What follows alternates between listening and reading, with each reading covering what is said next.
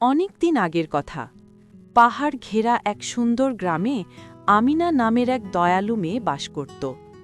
প্রকৃতিকে সে খুব ভালোবাসত, বিশেষ করে ফুল, প্রজাপতি আর সকালের পাখির গান। তাই তো প্রতিদিন সে জঙ্গলের ধারে সুন্দর এক বাগানে চলে যেত, যা ছিল তার সবচেয়ে প্রিয় জায়গা। এক সকালে সেই বাগানে হাঁটার সময় হঠাৎ সে একটা দুর্বল কিচিরমিচির শব্দ শুনতে পেল, যেন কেউ সাহায্যের জন্য ডাকছে। খোঁজ নিতেই ঝোপের নিচে দেখতে পেল ছোট্ট এক চড়ুই পাখিকে, যার ডানা ভাঙা ছিল আর চোখে ছিল রাজ্যের ভয়।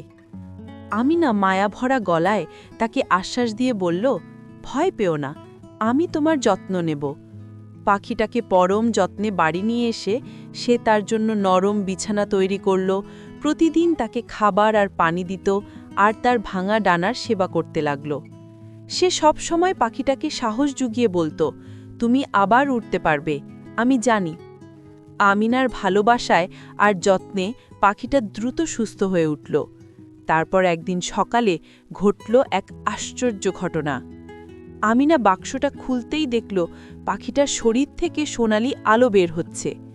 কিছু বুঝে ওঠার আগেই সেই আলোয় পুরো ঘর ভরে গেল, আর আমিনার চোখের সামনেই ছোট্ট চড়ুইটা বদলে যেতে শুরু করল।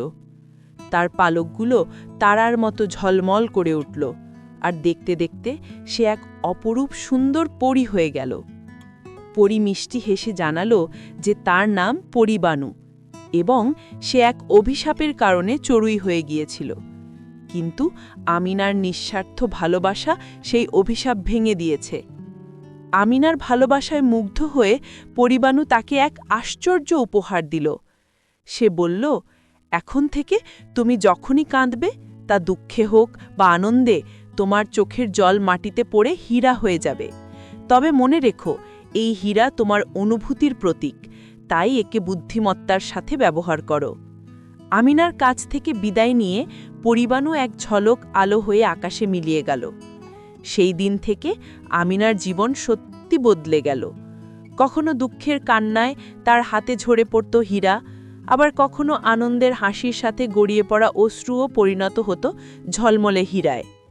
কিন্তু সে সেই হীরা বিক্রির জন্য ব্যবহার করত না, বরং পরিবানুর ভালোবাসার স্মৃতিচিহ্ন হিসেবে যত্ন করে রেখে দিত। আমিনা বড় হয়েও পরীর কথা ভুলেনি।